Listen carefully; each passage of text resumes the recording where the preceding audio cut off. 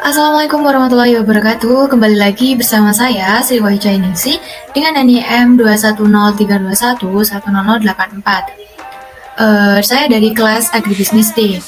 Di video kali ini saya akan memenuhi salah satu tugas dari mata kuliah penyuluhan pertanian. Di sini saya akan menjelaskan terkait bagaimana saya menyusun program penyuluhan untuk komoditas padi di Kabupaten Bangkalan. Komoditas padi di Kabupaten Bangkalan, program penyuluhan pertanian. Kabupaten Bangkalan memiliki luas lahan pertanian seluas 68.570 hektar, di mana 35.877 hektarnya digunakan untuk menanam padi. Pada tahun 2021, Kabupaten Bangkalan berhasil memproduksi padi dengan luas panen 118.000 ton. Angka tersebut dapat menopang kebutuhan pangan dalam 14 bulan ke depan di Kabupaten Bangkalan.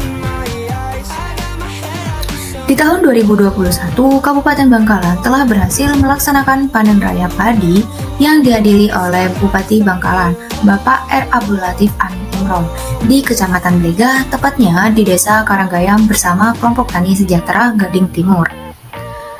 Potensi yang dimiliki kabupaten ini dapat dibuktikan dengan telah dihasilkannya beras berkualitas. Menurut beliau, panen raya ini dapat mendukung ketersediaan pangan dan memiliki potensi menjadi lumbung pangan di Pulau Madura. Dari potensi yang dimiliki Kabupaten Bangkalan tersebut, perlu adanya pengembangan dan peningkatan produktivitas padi di Bangkalan agar tujuan menjadi lumbung pangan di Pulau Madura dapat tercapai. Meskipun Kabupaten Bangkalan telah memiliki potensi untuk menjadi lumbung pangan di Pulau Madura, bukan berarti Kabupaten Bangkalan tidak memiliki kendala dalam memproduksi komoditas padi. Maka dari itu, di sini terdapat beberapa kendala yang dialami di Kabupaten Bangkalan, yaitu kurangnya pemahaman petani tentang yang pertama, pentingnya menggunakan bibit unggul, yang kedua, memberikan pupuk yang berimbang, yang ketiga, modal kelompok tani yang masih minim, dan yang terakhir, kurang aktifnya anggota kelompok tani. Berdasarkan dari kendala-kendala yang ada tersebut, maka dari itu di sini saya ingin membantu untuk meminimalisir permasalahan yang ada melalui program penyuluhan pertanian.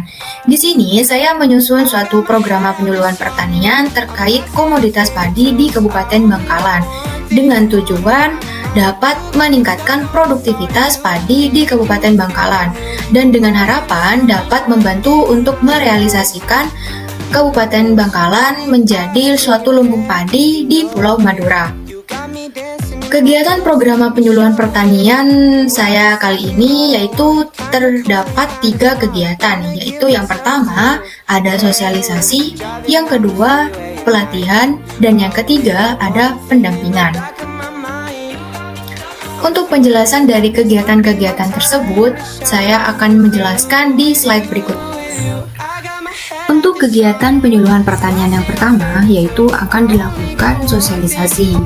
Penyuluh dapat melakukan sosialisasi dengan memberikan beberapa materi terkait yang pertama, petani dapat menghasilkan bibit unggul sendiri jika dirasa untuk membeli bibit unggul padi harganya terlalu mahal.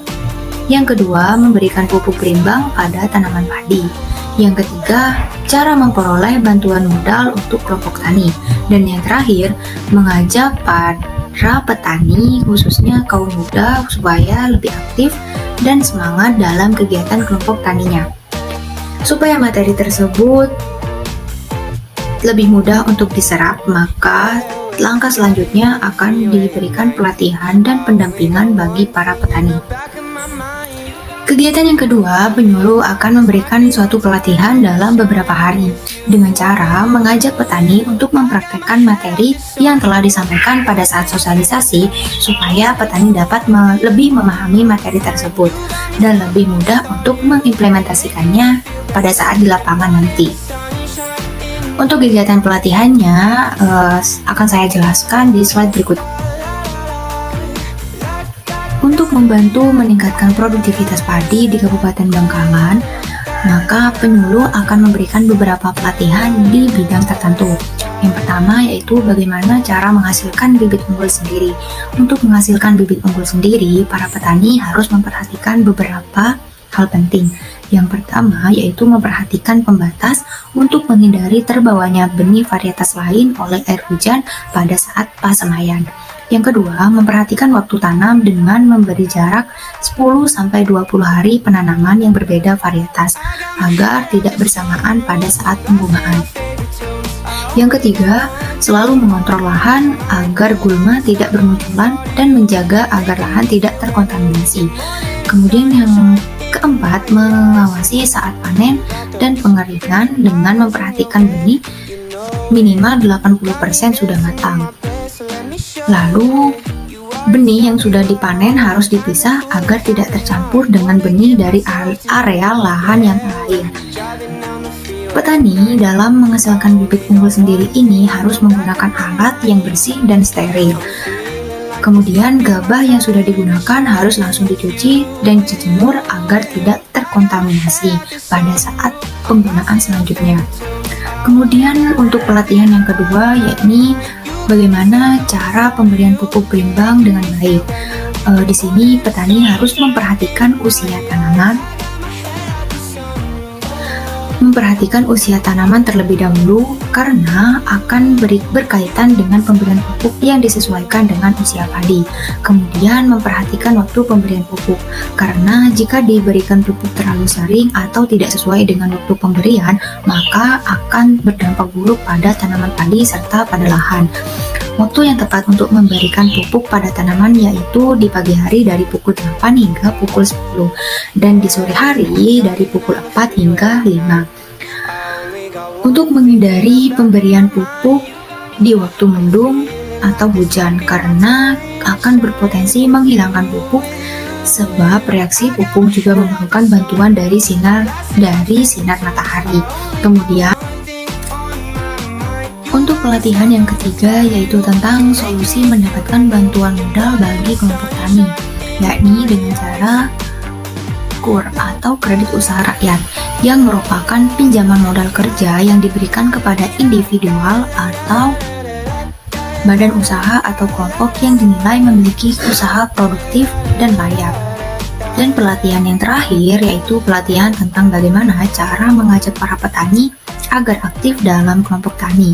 Karena dilihat belakangan ini kelompok-kelompok tani di desa-desa sekarang kurang aktif. Maka dari itu, penyuluh harus memberikan pemahaman bahwa dengan adanya kelompok tani yang aktif, para petani dalam kelompok tani tersebut dapat memperoleh bantuan terkait pertanian seperti contoh bantuan pupuk bersubsidi, bantuan modal, bantuan memperoleh bibit unggul, dan masih banyak bantuan-bantuan lainnya. Sebisa mungkin penyuluh dapat mendorong atau menjadi motivator bagi para petani. Bahkan, penyuluh dapat menjadi kompor yang dapat menghidupkan serta wadah untuk menyalakan kobaran api semula. Setelah dilaksanakannya kegiatan sosialisasi dan kegiatan pelatihan, tentunya para petani masih memerlukan pendampingan dari penyuluh. Maka dari itu kegiatan yang ketiga yaitu pendampingan, karena ditakutkan masih terjadi beberapa kendala yang tidak dapat diselesaikan sendiri oleh petani. Setelah beberapa hari, jika dirasa para petani sudah bisa menyelesaikan permasalahannya, saat itulah penyuluh bisa melepaskan pendampingan terhadap para petani. Dengan harapan, para petani dapat melanjutkan pengimplementasian ajaran yang telah diberikan dan dapat memberikan manfaat besar bagi. Mungkin cukup sekian penjelasan dari saya terkait program penyuluhan pertanian komoditas padi di Kabupaten Bangkalan. Semoga apa yang telah saya sampaikan dapat menambah wawasan serta bermanfaat bagi kalian semua. Terutama bagi para petani, semoga dapat menambah informasi dan dapat membantu untuk lebih meningkatkan produktivitas padi di Kabupaten Bangkalan. Kurang lebihnya mohon maaf, saya ucapkan terima kasih. Wassalamualaikum warahmatullahi wabarakatuh. Sampai jumpa di video saya berikutnya. Stay safe and stay healthy.